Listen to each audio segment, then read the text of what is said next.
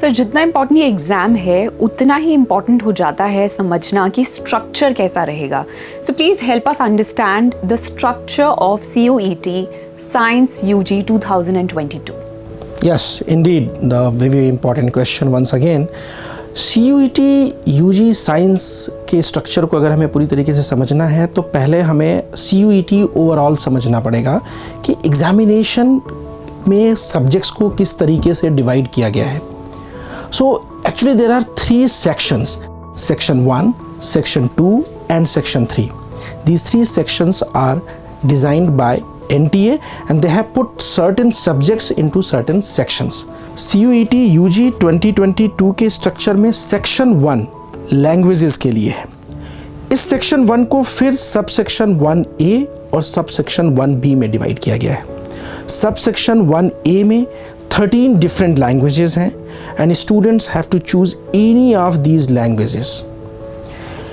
सब section 1A में जो भी लैंग्वेज स्टूडेंट चूज करेंगे, may be Hindi, may be English, may be any other regional language, they will be given with 50 questions, जिसमें से 40 questions student को अटेम्प्ट करने होंगे and the time will be given as 45 minutes.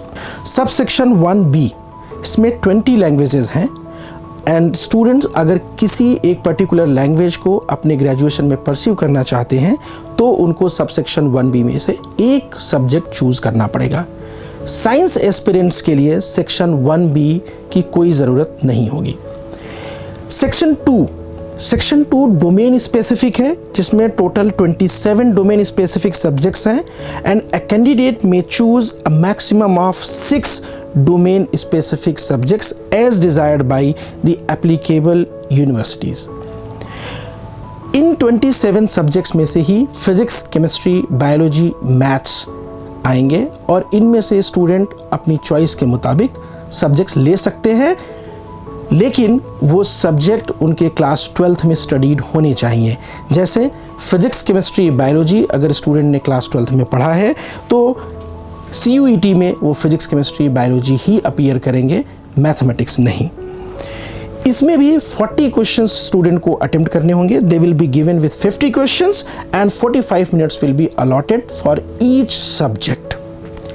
Section 3 की बात करते हैं. सेक्शन 3 में जनरल टेस्ट है. जनरल टेस्ट को अगर मैं सिंपल 2 शब्दों में कंप्राइज करना चाहूँ तो ये GK एंड मेंटल एबिलिटी का पार्ट है. GK एंड मेंटल एबिलिटी के क्वेश्चंस यहाँ पर होंगे. 60 क्वेश्चंस स्टूडेंट्स को अटेम्प्ट करने होंगे while they will be given with 75 questions and 60 minutes will be provided to complete the exam. General test किसी यूनिवर्सिटी में इंपॉर्टेंट हो भी सकता है साइंस में एडमिशन लेने के लिए एंड कई यूनिवर्सिटीज़ ऐसी भी होंगी जहां पर जनरल टेस्ट के मेरिट स्कोर की ज़रूरत नहीं होगी ग्रेजुएशन में किसी भी कोर्स को परसीव करने के लिए. So ultimately there are 3 sections, section 1, section 2 and section 3.